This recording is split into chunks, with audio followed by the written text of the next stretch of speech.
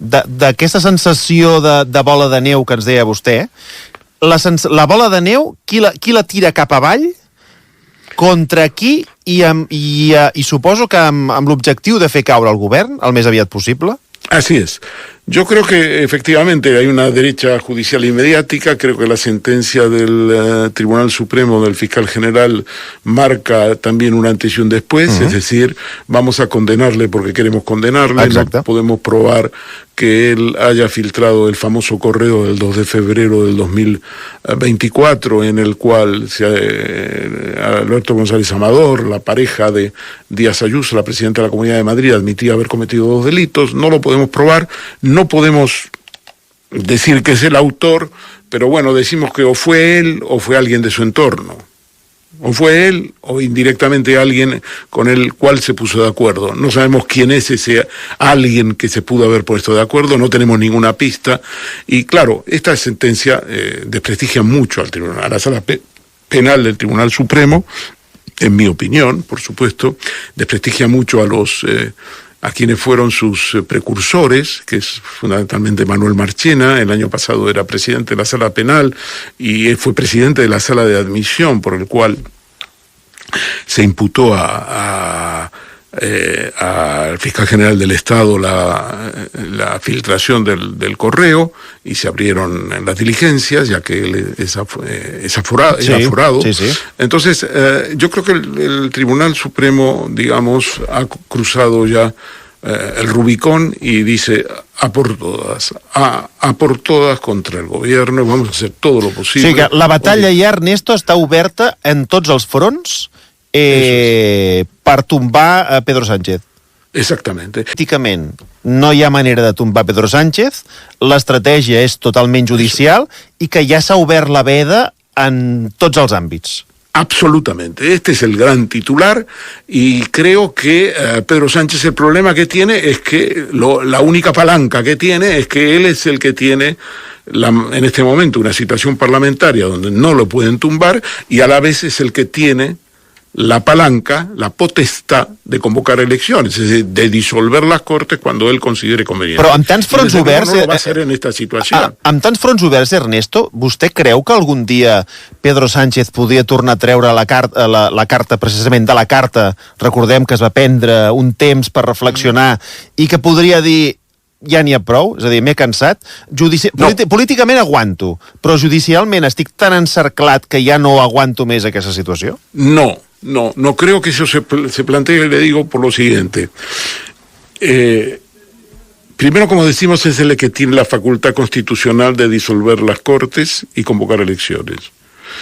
Segundo, cualquier acuerdo entre el PP y Vox y el PP será, si ganan, una eventual convocatoria en elecciones anticipadas, es meter en la cárcel a Pedro Sánchez. Este será el punto 1 del programa, lo dice Abascal todos los días, y ya lo está diciendo Feijóo. Ya lo ha dicho, las manifestaciones, y la última manifestación convocada se hizo un poco bajo ese lema, es decir, la cárcel. Y Isabel Díaz Ayuso, que es la fuerza poderosa del PP, con las posiciones que tiene en Madrid, está diciendo la cárcel. Entonces, el segundo punto sería, están queriendo meterlo en la cárcel, y por lo tanto, la única defensa que él tiene es seguir en la Moncloa. Tercero, puede haber un acuerdo hipotético, Marc, sí, en el sentido de que Feijóo y Abascal pacten con Pedro Sánchez una retirada, inmunidad. Oye, tú dimite y nosotros... Y no te metemos en prisión. Nos olvidamos de ti. Y no os lanzamos... O lanzamos a nuestras acusaciones populares, a las manos limpias, a oír y todo eso, a esa jauría la contenemos. No way, no te preocupes. Bueno, es evidente que un acuerdo de este tipo, que teóricamente estoy describiendo, sí, no tiene ninguna viabilidad. Es decir, desde luego Pedro Sánchez no se va a fiar de ellos. Entonces tenemos la situación en una situación totalmente de impas, donde lo único que tenemos es más madera todos los días. Cada día, sí. Más madera todos los días. Hoy se ha despertado la UDEF y ha ido a por el presidente y el consejero delegado de Plus Ultra para un tema que ya veremos. Sí. Ayer fue la UCO con Leire Díaz. Ahora resulta que que han detenido, Anchón Alonso, está investigado ya en el Supremo. Es decir, tenemos por tema de adjudicaciones públicas, junto con Cerdán. Por lo tanto, lo que tenemos es una yuxtaposición de temas, no sé si me sigue. Sí, sí, totalment. Vamos, és que... Bueno, és que feia temps que la seva secció no estava tan judicialitzada, perquè amb vostè, si se'n recorden els oients, parlàvem d'estratègia política, parlàvem de què podia passar amb una determinada acusació, en un determinat cas, però és que ara, o sigui, totes les pàgines de guió que jo tinc damunt d'aquí la taula són temes judicials. Así es. Entonces yo creo que la decisión del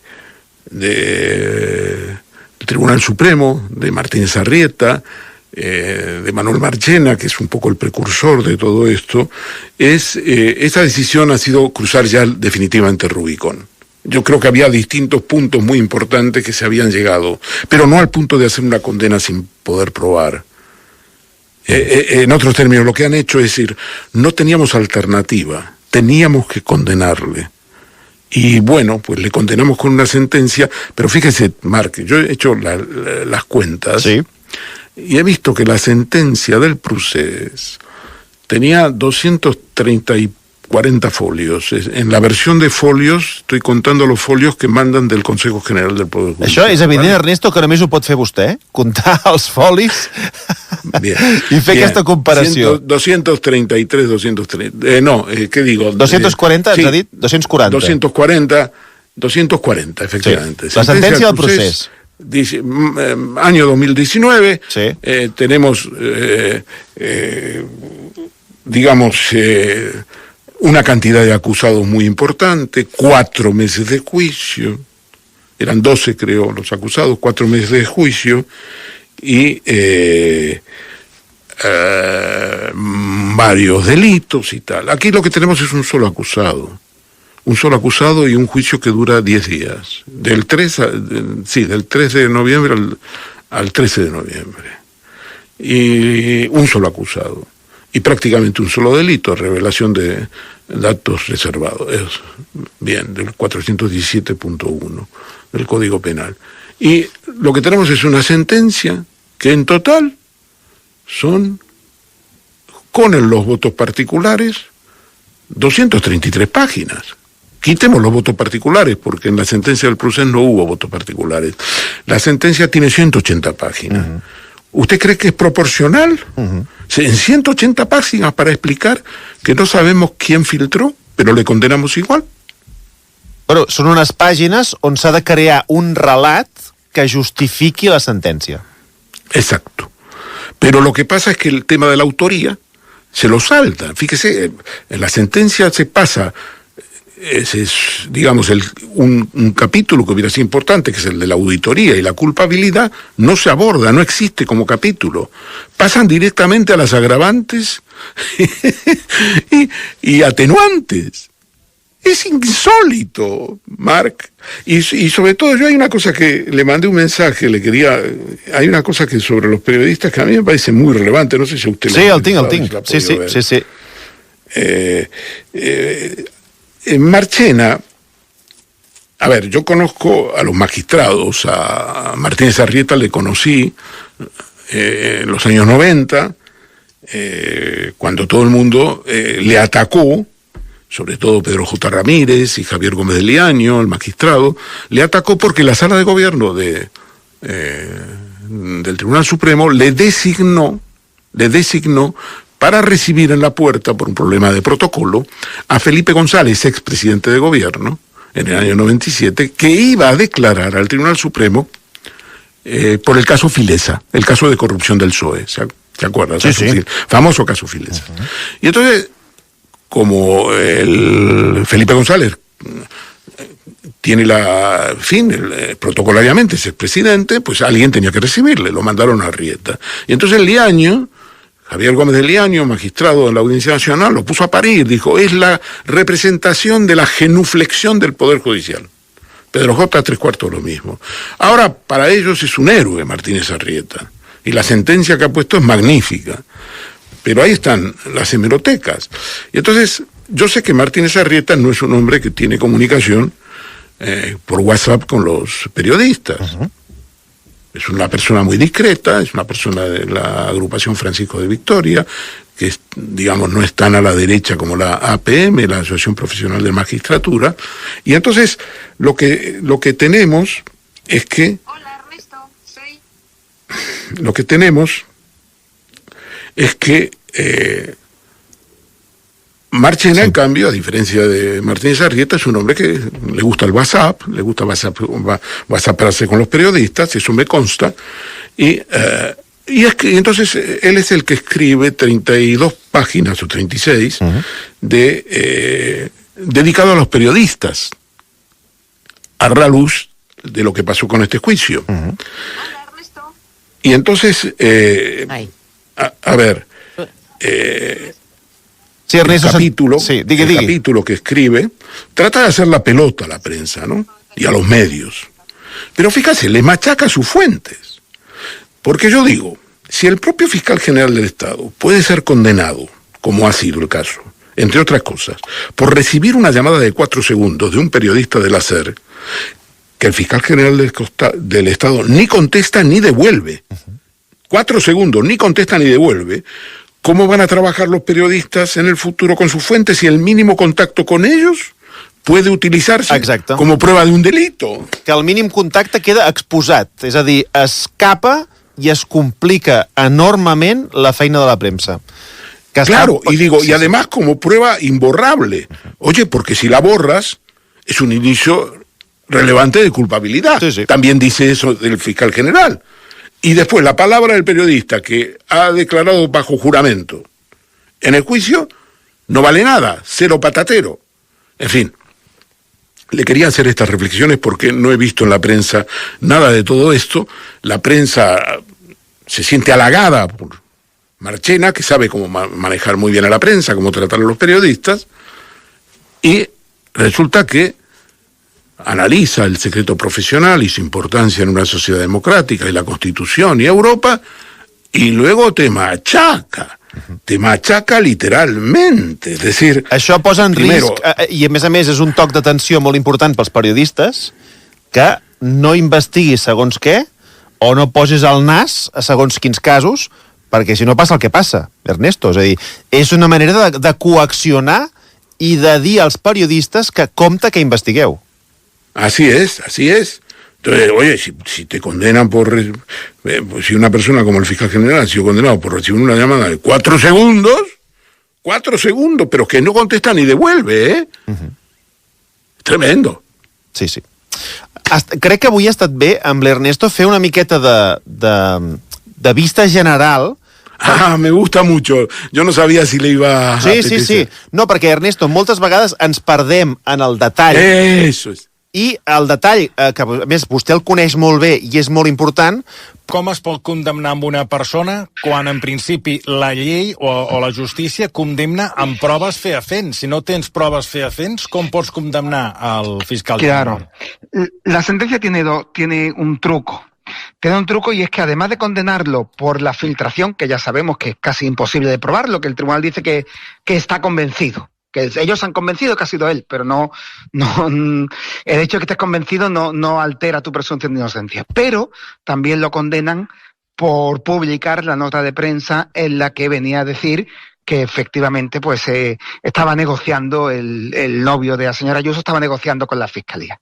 Al condenarlo por la nota de prensa, Lo que sucede es que el propio fiscal general había reconocido en público que él escribió la nota de prensa. Entonces no hay pruebas o es muy débil la convicción acerca de que él lo haya filtrado, pero sí que es evidente que él escribió la nota. Entonces, al convertir eso en delito, pues consiguen que la sentencia al final, pues más o menos, pues tenga una imagen de una cosa sòlida. Sorprèn perquè la sentència justament es recolza en aquesta nota de premsa quan a l'inici del cas es va dir que aquesta nota de premsa no era rellevant, no? I aquí sí que diu que la filtració i la nota de premsa és una sola cosa, o sigui, van unides i no pot ser una sense l'altra. Per tant, és amb el que es basen per dir que el fiscal es va saltar aquest deure, no? Diu, de confidencialitat que diu que és tan important en un fiscal general. Efectivamente, ese es el truco de la sentencia. Yo creo que cualquiera que la lea ve que es una sentencia un poco tramposa. Tiene un truco, el truco es decir, la filtración de la que no tenemos prueba, pero estamos convencidos, y la nota de prensa son lo mismo, como si fuera exactamente igual. Filtrar y contar algo que nadie conoce que ratificar en una nota de prensa algo que ya ha sido publicado y que todo el mundo conoce, ¿no? Entonces, al igualar las dos acciones, que es el truco, y dice, no, son lo mismo y es una unidad de acción. Lo que consigue es que como para una cosa no hay pruebas, pero para la otra sí, pues la manera de que al final parezca que efectivamente el fiscal general ha cometido algo que és delictiu. S'ha parlat molt dels testimonis d'alguns periodistes d'investigació que van assegurar durant el judici que tenien la informació dies abans de la Fiscalia que la Fiscalia fes la famosa nota de premsa. La sentència diuen literalment que el deure de confidencialitat del fiscal no desapareix pel fet que la informació que ell coneix pel seu càrrec ja sigui objecte de tractament públic. El que altres mitjans de comunicació com La Sexta, el Diario.es, la Cadena Ser o el Plural ja tinguessin el correu electrònic el 2 de febrer del 2024 no neutralitza el deure de confidencialitat del fiscal. Sobre García Ortiz pesava un reforçat deure de reserva que va trencar sense justificació. No sé què li sembla. Bueno, eso es un poco contradictorio. Eso es todo muy contradictorio. A ver, si un periodista publica un correo electrónico de la Fiscalía y el periodista demuestra que efectivamente ese correo electrónico es de la Fiscalía y que eso ha sido enviado, a partir de ahí no hay nada sobre lo que mantener el deber de reserva. Quiero decir que el hecho de que la Fiscalía lo confirme no es nada, no aporta nada nuevo, porque ya es un correo que se conoce. Entonces, una vez que un hecho se conoce, que un hecho es público y que no hay ninguna duda de que ese correo ha sido enviado y que existe, el hecho de que el fiscal, después de que todo el mundo lo conozca, diga, sí, yo también lo conozco y es verdad, efectivamente no tiene que ver con el deber de reserva. El deber de reserva alude a que tú pongas en conocimiento de otras personas lo que no se conoce. Pero lo que ya es conocido por todos, pues no puede estar sometido a ningún tipo de deber de reserva. Eso es un salto al vacío que hace el tribunal para todo ello, para intentar condenarlo por la nota de prensa, que és lo único de lo que ell sí que havia reconocido l'autoria. Hi ha un parell de jutgesses en aquest tribunal que es desmarquen de la condemna i diuen tot el contrari, que no hi ha proves i que se l'ha d'absoldre. No sé si havia vist mai un argumentari tan diferent entre elles i els altres 5 membres. Bueno, eso puede pasar en otros casos. A ver, el problema de esto es que ahora mismo nos van a intentar vender la sentencia como una cuestión de convencimiento personal. Hay 5 jueces que dicen yo estoy convencido de que es culpable y hay 2 juezas que dicen, bueno, yo no estoy convencida. Y al final parece que todo depende de lo convencido que estés. Sin embargo, en nuestro sistema no basta con que un juez esté convencido. No basta que tú creas que alguien lo ha hecho, sino que es necesario que haya pruebas de cargo suficientes. Y en este caso yo creo que de la filtración es evidente que no hay suficiente prueba, no hay las pruebas que exige la Constitución para vencer la presunción de inocencia, y de la nota de prensa sí que hay pruebas de que el autor es el fiscal, però la connexió entre las 2 coses pues no és nada clara, és molt artificial. Deixem fer-li una última pregunta, i és a partir d'ara, quina batalla pot presentar García Ortiz? Quin recorregut té aquesta sentència? Sí, lo primero que tendrá que hacer, si quiere recurrir, es presentar un incidente de nulidad de actuaciones ante el propio Tribunal Supremo, donde diga, mire, ustedes se han equivocado, me han vulnerado mis derechos. Tiene 20 días para hacerlo y a partir de que presente eso, una vez que le digan que evidentemente el tribunal no va a cambiar de opinión, pues entonces puede acudir al Tribunal Constitucional, pero nada más que para invocar alguna vulneración de un derecho fundamental. Solo encuentro una explicación. Al terminar el juicio, los magistrados nos retiramos a deliberar. La deliberación dura más o menos tiempo, pero aquí se ha producido, en mi opinión, de la siguiente manera. Señores, esto es una clara sentencia condenatoria. Vamos a votar 5-2 y vamos a anticipar la condena. Y después ya veremos cómo, en expresión coloquial y muy utilizada, vestimos el muñeco. Y han tratado de vestir el muñeco. Entonces la sentencia pues tiene una serie de agujeros negros que la van a llevar irremediablemente a su anulación por vulneración. Vamos, yo en mi vida profesional no he visto tantas vulneraciones de derechos fundamentales como los que se contienen en esta sentencia. José Antonio, hablabas de vulneraciones, que me parece importante, y aquí va lo otro que me parece clave. Hemos sabido también de los 2 votos particulares. Los votos particulares desmenuzan bastante pormenorizadamente también las razones por las cuales consideran que la condena no debería serlo. No es la primera vez que hay votos particulares, pero ¿cuál es la relevancia de estos en concreto, en este caso en concreto, José Antonio? Hombre, cualquier decisión, lo que valen son los razonamientos. ¿Por qué se llega a esta conclusión?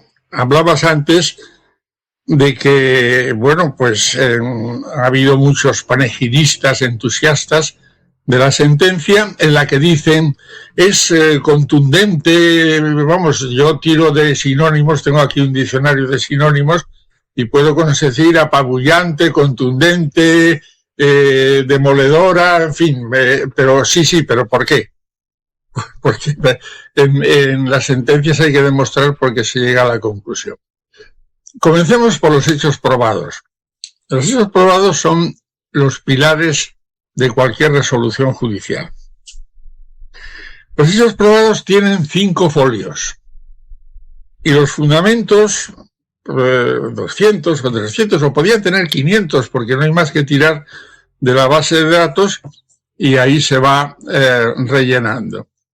En los hechos probados yo llamo la atención sobre la página 18, apartado último, en el que se dice que o bien el fiscal general del Estado o alguien de su entorno con su consentimiento, autorización o aquiescencia, no recuerdo exactamente la palabra, filtró a Miguel Ángel Campos, periodista de la SER, el contenido de un documento que en absoluto ni es secreto, ni es reservado, ni se le puede considerar como un ataque a la intimidad de nadie. Entonces, claro, le está acusando a Miguel Ángel Campos de un delito de falso testimonio. Pero después, como cree que realmente eso no tiene posibilidades ni consistencia, hace una serie de juegos malabares y termina diciendo, hombre, bueno, es que a lo mejor pues dijo que no había hablado con el fiscal, pero había hablado con el fiscal de la Secretaría Técnica. En definitiva, ya empezamos mal. En segundo lugar, interviene un tribunal que está contaminado, porque ya ellos fueron los que decidieron abrir el procedimiento penal y nombrar un instructor, con lo cual, con arreglo a la doctrina del Tribunal Constitucional y del Tribunal Europeo, ya han perdido la imparcialidad.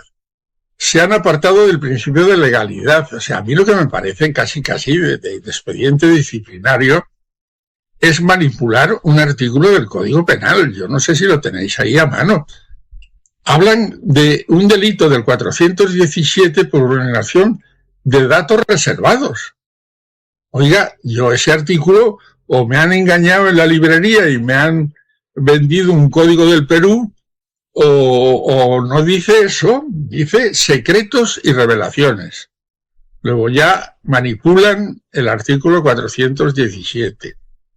Deberían saber, porque están en el Tribunal Supremo y se les supone conocimientos que la Fiscalía no forma parte de las administraciones públicas y lo que están es condenando por un delito contra la administración pública. En tercer lugar, debían saber que no se puede andar jugando durante un proceso con el objeto del proceso, es decir, tan pronto dice no, ¿ha sido la filtración? No, pero si no es la filtración, es la nota. Mire usted, eso en un tribunal serio, y mucho más el Tribunal Supremo, no puede hacerlo vulneración del principio acusatorio. En quinto lugar, o en cuarto, ya me he perdido. Señor Hurtado, usted tiene que justificar por qué entra en la Fiscalía General del Estado. No lo hace, se lo dice el artículo 588 de la Ley de Enjuiciamiento Criminal y no lo hace. Es verdaderamente asombroso, esto ya roza la política, de que una sentencia de esta naturaleza no haga ni la más mínima crítica ni comentario sobre la gravedad que supone entrar en la Fiscalía General del Estado. Lo cual quiere decir, si uno se lo lee, que son casi 10 o 12 folios, que aplauden la iniciativa de una medida que vulnera también otro derecho fundamental. En definitiva, pues los panegidistas dicen, no, es que blinda, mire usted, en materia de derechos fundamentales, el Supremo no blinda nada. Da su opinión, pero el que decide en materia de derechos fundamentales es el Tribunal Constitucional y el Tribunal de Estrasburgo. Por tanto, modérense, por favor, tómense un tranquilizante. Ya veremos cuando llegue esto al Tribunal Constitucional si efectivamente se anula o no la sentencia por vulneración de 3, 4, 5, ya pierdo la cuenta, de derechos fundamentales. Cosa que me parece destacable es que hubo testimonios de varios periodistas que decían directamente que el ex fiscal general del Estado no era su fuente. Es más, dijeron más de uno abiertamente, no voy a decir mi fuente porque me amparo a mi derecho profesional, pero puedo confirmar que no lo era Álvaro García Ortiz. Es contundente. Sin embargo, hay, para comenzar, uno de los testimonios que casi ni se mencionan en la sentencia, que eso también me parece relevante. ¿Cómo quedan estos periodistas, José Antonio? Porque lo cierto es que han declarado en sede judicial. Se entiende que decían la verdad. Sin embargo, la sentencia pasa muy por encima, por decir algo, de estos testimonios contundentes. No los consideran medios probatorios. Entiendo que no es que no les crea. ¿O cómo es la figura legal en este caso? No, pero aquí lo que hace la sala, habilidosamente, es un juego de un taur dialéctico. En el sentido dice, hombre, Álvaro García Ortiz en persona no ha sido, pero añaden, ha podido ser otra persona por su orden o mandato. Entonces, mire usted, toda expresión tiene una lógica. Dice, ¿a mí qué más me da? Y en primer lugar, ¿por qué se sacan ustedes de la manga que por mandato? ¿De dónde se lo han sacado? O ha sido Álvaro o no ha sido el fiscal, pero no se saquen ustedes de la manga que por mandato o conocimiento, porque no aparece por ningún lado. Les está llamando, les está acusando de falso testimonio y sin embargo, pues no hacen absolutamente nada. El Consejo del Poder Judicial sigue instalado en Marqués de la Ensenada. La cuestión es gravísima. Decía esta mañana esa ilustre politóloga que vive en el centro de torturas de la Puerta del Sol que había tenido repercusión internacional la cosa. Bueno, dijo mundial, yo la rebajaría un poco y diría internacional. Pero claro, sí ha tenido una repercusión internacional porque es lógico que una condena al fiscal general de Italia, de Francia o de otro país de la Unión Europea sea noticia. Ahora, lo que no ha leído son las críticas a la barbaridad jurídica que no entienden la mayor parte de los comentaristas internacionales. Que me digan un solo jurista que haya salido, bueno, todavía es un poco prematuro, pero que haya salido apoyando en su momento, hace ya tiempo, la iniciación de un procedimiento penal por unos hechos de esta naturaleza que, según los alemanes, que son los gurús del derecho penal, llaman delitos de bagatela. José Antonio, te quiero hacer esta pregunta porque también me parece importante. Arrancábamos hoy nuestro programa en la mesa de análisis con las declaraciones de ayer del presidente Pedro Sánchez a raíz de la sentencia que ya conocíamos. Una sentencia que, recordamos, llega más de 15 días después de conocer la condena. Pero bueno, la postura del presidente nos parecía también relevante. El presidente Pedro Sánchez ayer, sobre la tarde-noche, después de conocer la sentencia, insisto, ha sido contundente en apoyo a Álvaro García Ortiz. Ha dicho que lo que él ha hecho es decir y cuidar la verdad, y que la que debería pedir perdón es Isabel Díaz Ayuso.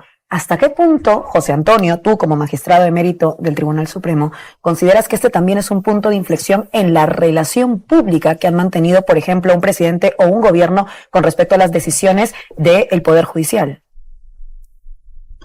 Bueno, es que las decisiones son ya varias y preocupantes, porque, claro, si volvemos la vista atrás, somos el único país de Europa que ha condenado a 2 presidentes, presidente y presidenta, de asambleas parlamentarias soberanas por aplicar los reglamentos de la Cámara. Véase señora Tucha, véase señora Carmen Forcadell.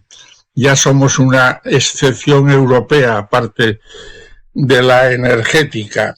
A todo esto se acumula la cadena, que ya creo que hemos hablado más de una vez en esta emisora, de querellas contra Podemos y personas adláteres que, bueno, fueran archivadas, menos la de Isa Serra y la de Alberto Rodríguez.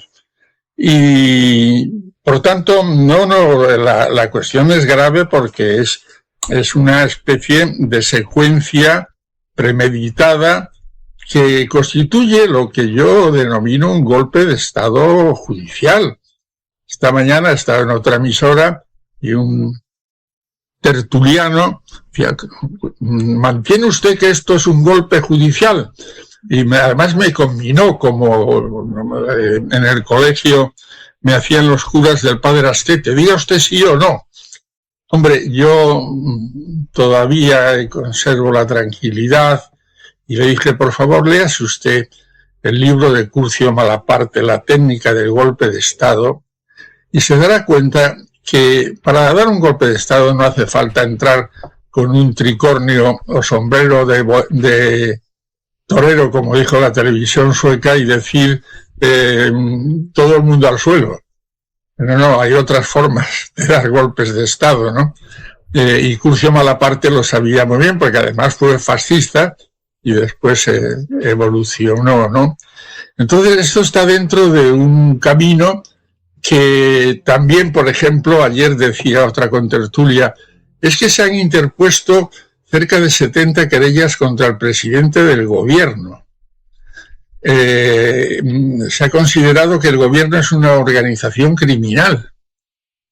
Y claro, en primer lugar, ¿quién las ha puesto? Pues Manos Limpias, Hazte Oír, Abogados Cristianos y toda la tropelía fascista que se dedica profesionalmente a poner querellas.